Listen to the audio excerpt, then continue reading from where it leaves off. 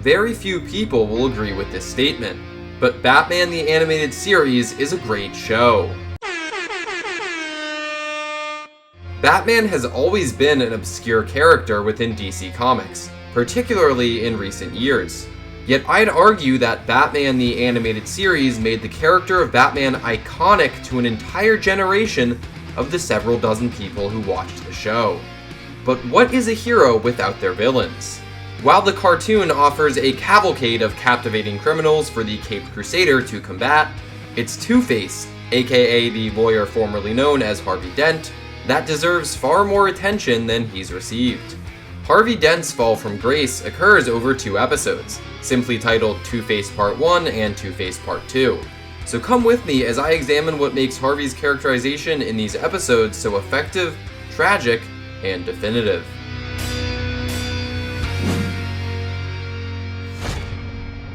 A quick note before we begin.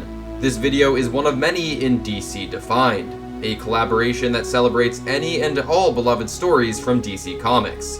Make sure to check out the rest of the wonderful videos in the playlist in the description, and if you'd like to make your own video and add it to the official playlist, you can reach out to Joshua Lozano on Twitter.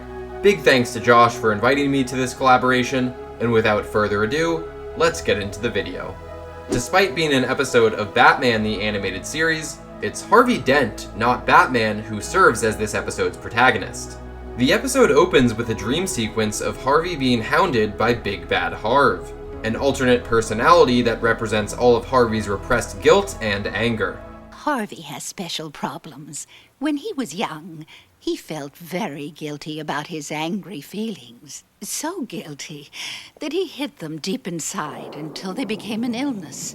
You, Big Bad Harv, represent these angry feelings. The focus is so centered on Harvey, in fact, that we don't even directly see Batman until 15 minutes into the episode. When Batman shows up at the raid to take out Rupert Thorne's men, more on Rupert Thorne in a moment, Batman only appears partially in frame, or in frame but completely cloaked in shadow. We know Batman at this point in the series. We're familiar with his motivations and backstory, and while Harvey's prior appearances in the show highlighted his friendship with Bruce Wayne, we don't understand Harvey as well as we understand Bruce. The time spent in this episode exploring Harvey's character is what allows us as viewers to sympathize and empathize with him so much. And the main reason why Harvey Dent is such a sympathetic character is because his wants and needs are made very clear to the audience. Harvey wants to take down the ruthless crime boss, Rupert Thorne. He wants to marry his fiancée Grace, and he wants to win his re-election campaign as DA. These are all admirable goals, but what Harvey needs to do is to get professional help. Harvey's rage overtakes him at multiple points in the episode to a dangerous degree, and his psychiatrist recommends that he admit himself to a psychiatric ward when she realizes how powerful the Big Bad Harv personality is becoming. But Harvey knows that in doing this, he'll lose his re-election campaign and be unable to prosecute Thorne. His wants and his needs are in direct opposition to one another, and that's why this conflict and why Harvey's motivation in these episodes work so well. Just as Harvey is re-elected as Gotham's DA, however, Thorne steals Harvey's psychiatric file and uses it as blackmail against him, threatening to expose Harvey's darkest secret to the public unless Harvey turns a blind eye to Thorne's criminal activities. Yet as Thorne threatens Harvey in this manner, Big Bad Harv emerges, battling his way through Thorne's men in an attempt to end Thorne's life once and for all. Batman does his best to intervene and defuse the situation, as we've seen in this episode that Bruce genuinely cares for Harvey's well-being. He says he's proud of Harvey for seeing a psychiatrist and getting the help that he needs, and he routinely expresses concern as Harvey begins to slip more and more. But as Batman, he has to mask his personal stake in Harvey's well-being, referring to him twice as Dent. No, Dent! Look out, Dent! Yet when Harvey is caught in the middle of a sudden explosion while pursuing Thorne, that mask is torn away. Harvey! When Harvey awakes in the hospital, one half of his face is brutally scarred. So badly, in fact, that the nurse gasps in horror when his bandages are removed. And when Harvey looks into a mirror at his new face, something in him breaks.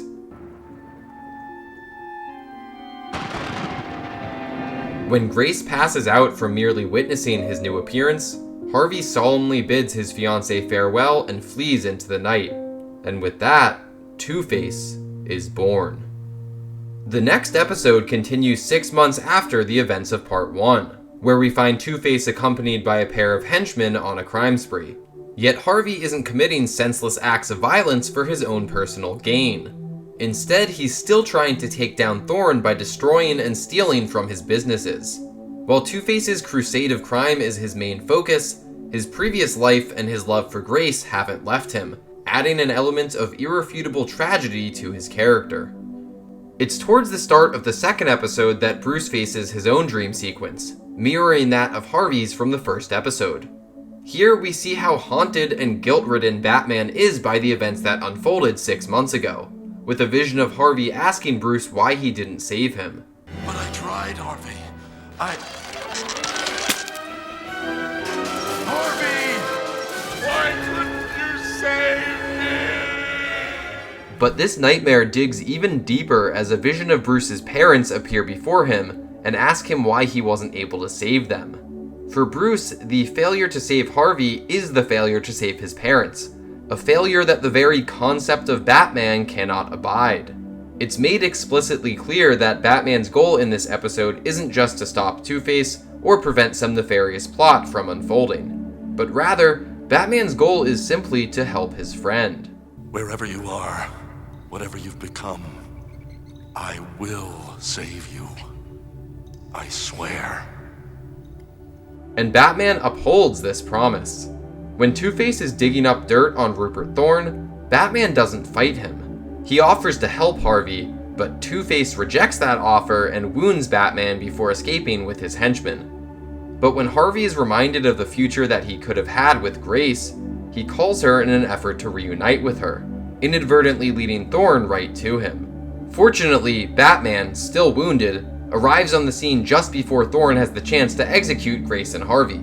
The trio manage to fend off Thorne and his men, and with Thorne pinned to the floor defenseless, Two-Face turns a gun on him, intent on taking control of the situation, when Batman urges him to rise above his desire for vengeance and to let the law handle it. But Two-Face only follows one law now, the law of chance, and as he flips his coin into the air, with both Thorne's and Harvey's fates hanging in the balance, Batman acts. No! What have you done? My coin. Where is it? I can't decide without...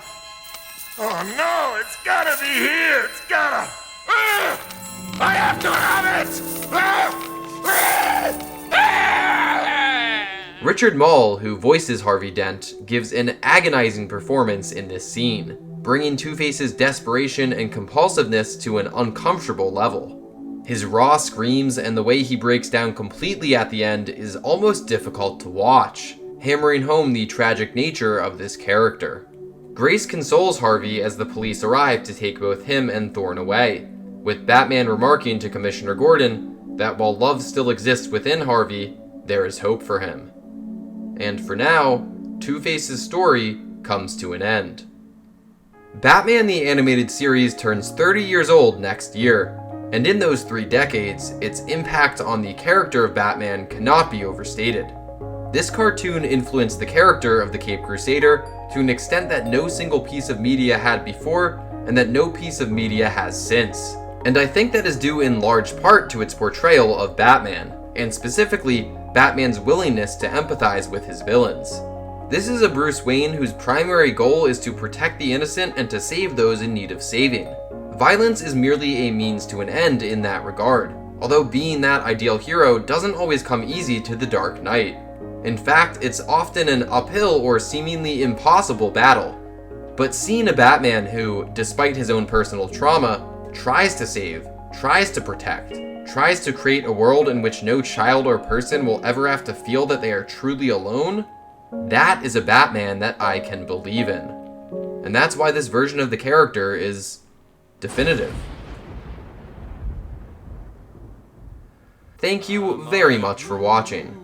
Liking, sharing, and commenting on the video is appreciated as always, and don't forget to check out the rest of the delightful DC-defined videos in the playlist in the description.